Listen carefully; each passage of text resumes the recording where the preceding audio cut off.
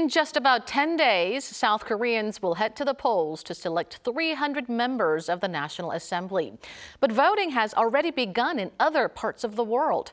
Nearly 150,000 registered voters across 115 countries have cast their ballots from last week, seizing the opportunity to exercise their democratic rights during the overseas voting period, which ends today, April 1st.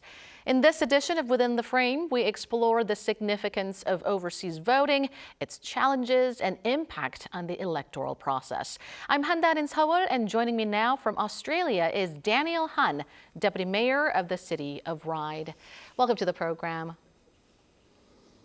Hello. Thanks for having me. Also with us tonight is Hee-eun, Associate Dean and Professor of Law at Handong International Law School. Always a pleasure to have you with us. Thanks for having me again. Let's start with you, Councillor Han. The operation times of the overseas polling stations could vary depending on each location, but overseas voting will officially wrap up its 6-day run on April 1st. Could you first give us an overall introduction of overseas Koreans in Australia, the country you're in, and also about those in the City of Ryde? Okay, well, in Australia, it's been around 60 years of history of Korean migration. We had a slow start in the 70s and had an exponential increase of migration since the 90s. And as of 2023 data, there are around 80,000 overseas Koreans living in Sydney, and about half of them are Australian citizens, and about half of them still have Korean citizenship with voting rights. And where I got elected as a councillor in the City of Ryde back in 2021, the City of Ryde has a population of 130,000 people. And Ryde is a district with the highest number of Korean Australians living there. But even then, it's only 5% of the population, which is about 6,000 people. And there is an area where there's a lot of Korean shops are situated. And once I got elected, we have officiated that precinct to be named Koreatown. And the main purpose was to further promote Korean culture in this multicultural society and to help those businesses who suffered through the COVID-19 restrictions. There's been promotions throughout Koreatown in the last few elections, including the election that's coming, that's just passed actually. And I hope a lot of people have voted in Australia. Well, according to recent government statistics, Australia actually boasts the 7th largest number of overseas voters. And so Australia definitely holds significance, at least in terms of size and scale, for sure. And I do want to mention, I do want to congratulate you for the designation of a precinct near the City of Ryde as Koreatown. Hopefully it will attract much more visitors and also help boost local businesses. Professor Lee, overseas voting for Korea's general elections began with the 19th election in 2012. Tell us a bit about the overseas voting system and some notable facts about this year's voting from abroad. So in fact, actually, overseas Koreans could have voted in elections in 1967 and actually 1971, but there was a long hiatus when overseas Koreans were not able to vote. And in 2007, there was a constitutional challenge to the disenfranchisement of overseas Koreans. And as a result of a decision by the Constitutional Court in 2007, which basically reinstituted the rights of overseas Koreans to be able to vote in national elections. So therefore, in 2012, there's sort of a reintroduction of the ability of overseas nationals to be able to select representatives in these national elections. So since then, we've had a number of elections, obviously, where overseas Koreans could vote. And that's obviously through things like the embassies and consulates all over the world where Korea has representation. But one of the interesting issues or difficulties I think we've seen is we have about 2 million Koreans overseas who are eligible to vote, but a very small percentage, about 150,000, have actually registered to vote. And I think some people have noted that basically, this was the problem of COVID, and basically the difficulties of having access to voting places. But right now, a very small majority are able to actually exercise their right to vote from overseas. And so there's been a number of calls for improving the system for overseas Koreans to be able to vote in these upcoming elections. Right, as you've briefly mentioned, overseas voting turnout was actually, it hit a record low during previous general election held 4 years ago due to COVID outbreak. So we're expecting a much higher voter turnout this time around. And in fact, according to National Election Commission, nearly 70,000 overseas voters cast their ballots, posting a voter turnout of 45% as of Sunday. And so some are expecting even the highest voter turnout on record this time around, and so of over 50%, that is. And so it'll be quite interesting to keep a close eye on that. But there are definitely some challenges that need to be addressed, and we'll discuss more about that in our later question. Councillor Han, voting in Australia has wrapped up. I believe it's past 8 p.m. now in Sydney. What was the atmosphere like there? Was there a greater interest among voters than in previous elections? Well, compared to the last national election in 2020, there's definitely been more interest. Just looking at the number of people registered, it's double the numbers of the last election. So we hope for a more voting turnout.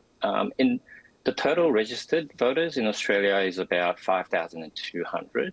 And in Sydney alone, there are nearly 2,800 registered, and Brisbane about 1,600, and Melbourne around 1,000.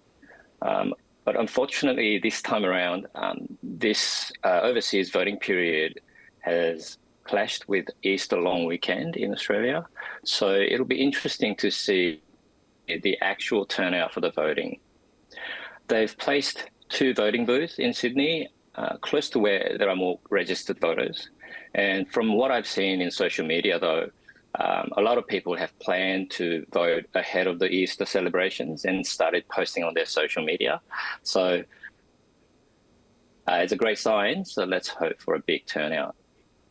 Right. I hear that the Easter long weekend is one of Australia's biggest national holidays, so we'll have to keep close tabs on how that will impact the voter turnout.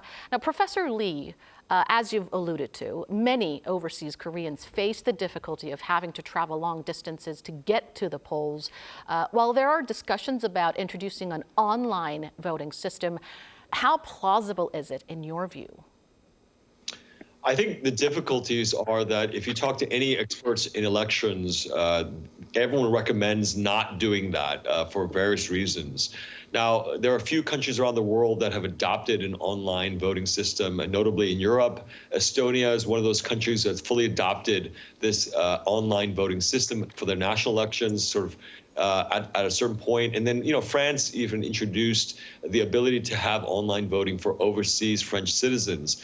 But I think in the overall point of view for most countries, it's not secure at this point enough to be able to recommend that countries adopt such a system for various reasons, which we, of course, have seen in the past with respect to online banking, for instance, and other online activities that have been exposed to hackers, malicious attacks, right, from various sources, from foreign governments. We're talking about things like authentication of voters for them, for instance. And one of the biggest problems, of course, for online sort of voting potentially is also the question of anonymity, because when it comes to online transactions that we do for banks, the idea is to trace where the transaction occurs from the starting point into the end point. So there's a lot of focus in terms of online activity with respect to tracing that kind of activity and identifying who. But when it comes to voting, we want anonymous voting. We don't want to know who voted how, because that's a private matter. And so in this case, online voting has not been able to have the level of security which is necessary for able to have such a system in place. And so it's really not realistic at a wide scale level to have online voting because of the potential for abuse, as well as because the stakes are so high when it comes to electing officials and determining the fate of a nation. So the security risks, there's also the risk of cyber attacks, and there's also the issue of anonymity, a wide range of issues that need to be addressed when actually implementing an online voting system, which is perhaps why advanced countries like the US is also yet to implement online voting system for federal elections. And also, as you've mentioned, Professor Lee, less than 8% of 2 million eligible voters overseas have actually registered to vote. So that's only about 150,000 out of 2 million people. And so this speaks volumes. And I think this clearly reflects the need to make more efforts to improve the voting environment for so many overseas Koreans. Now, back to you, Councillor Han. How do you assess the level of political participation among Koreans in Australia? And also, what is your perspective on the necessity of political engagement among overseas Koreans?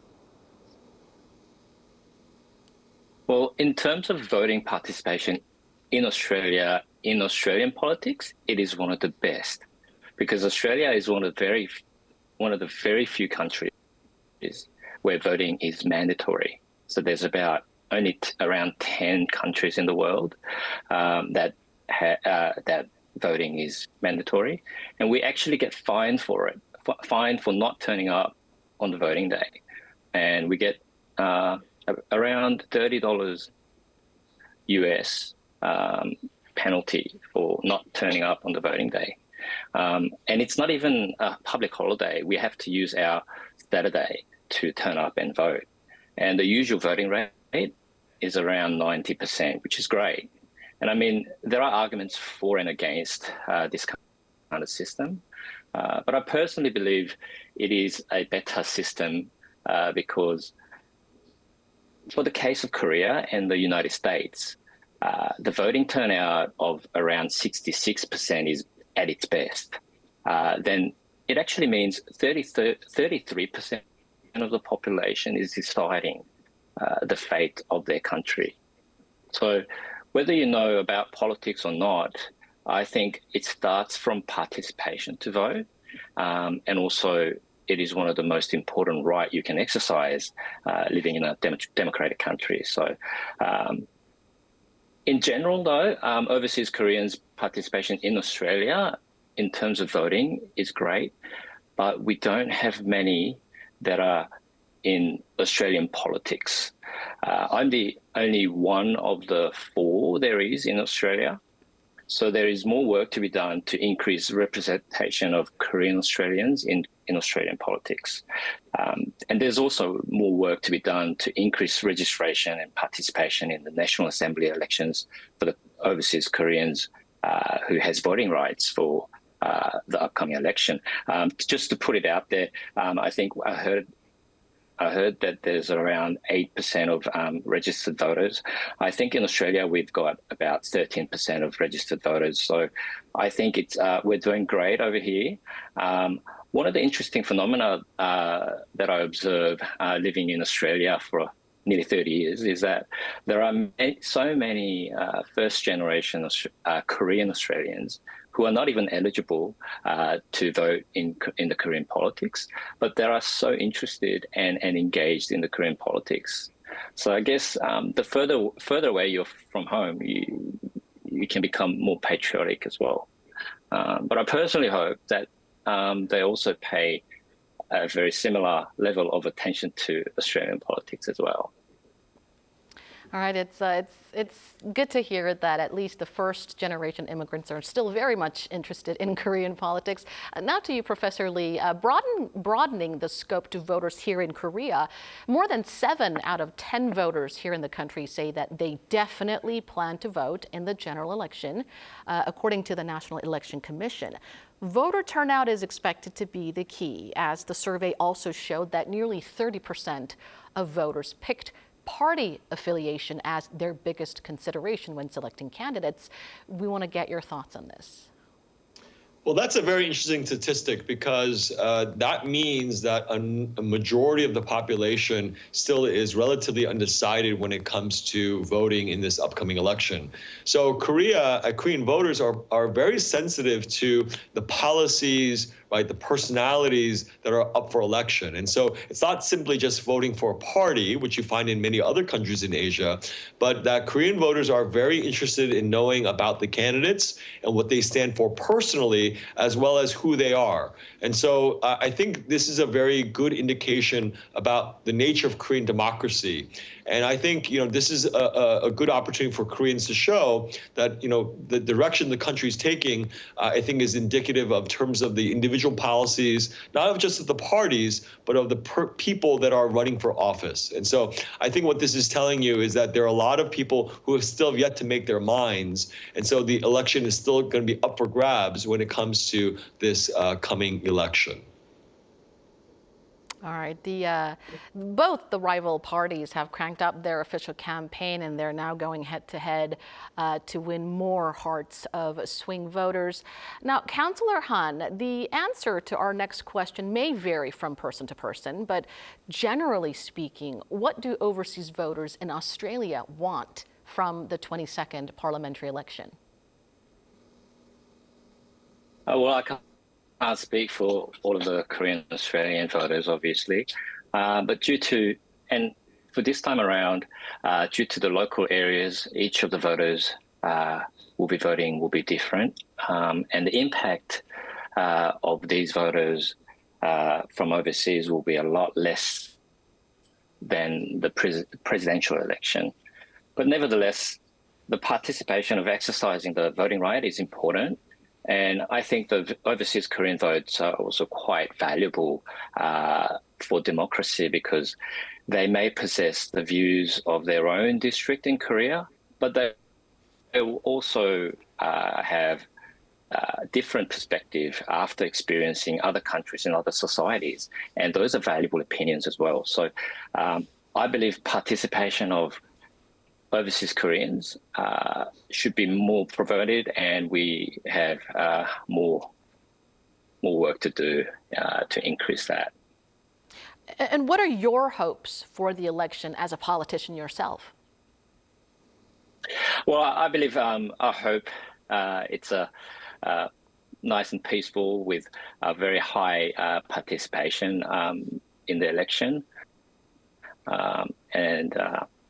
and hopefully we have a great outcome. All right, Professor Lee, before you go, walk us through some of the key watch points of the April general election. Well, any election like this, particularly when it comes to 2 years after the presidential elections from 2 years ago, is naturally going to be viewed as kind of a referendum on the current president and his administration and the policies that he's pursuing. And so one angle is to look for that in terms of the election as what do the people say in terms of what the administration has proposed.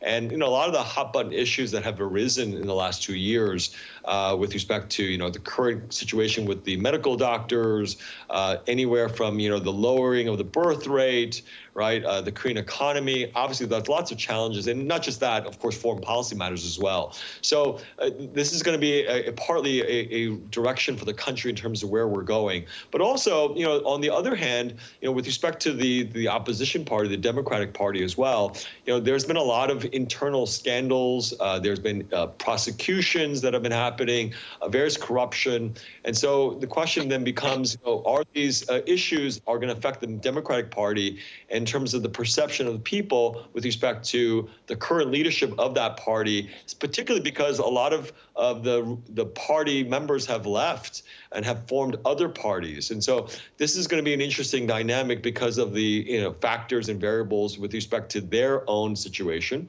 But when it comes to just overall, naturally, given that the voters are going to speak soon in this election, there's lots of issues that are facing the Korean country just generally with respect to the economy, foreign policy, as well as social matters. And so when it comes to this election, the biggest, I think, takeaway will be, ultimately the Korean people will have to speak on how Korea will pursue the next several years, these critical years where so many things are changing in society, from the outside in terms of North Korea, China, but also internally with respect to, the various very difficult social matters that have to be dealt with going forward. And so I think what you're going to see is really how the direction of the country will turn out in terms of which party actually wins out. So if the administration, current presidential administration, is seen as doing a relatively good job, and now especially also with the new chairman of the party, Chairman Han, whether he can turn things around for the ruling party, and if they win a majority and can push through their legislative agenda, or will the Korean population see this as an opportunity to check the administration and respond negatively to what's been happening with the president. So I think we'll see very soon how the Korean people speak on these matters, but I think we're going to have a clear picture, of course, next week. Well, all right, from the challenges and the significance of overseas voting to the key watch points of this year's general election, we've had a very timely and meaningful discussion today. Thank you so much, Professor Lee and Councillor Han, for making time for us tonight. Thanks for having me. Thank you. And that brings us to the end of the show. Thank you for watching, and be sure to tune in same time tomorrow to join our conversation. Goodbye for now.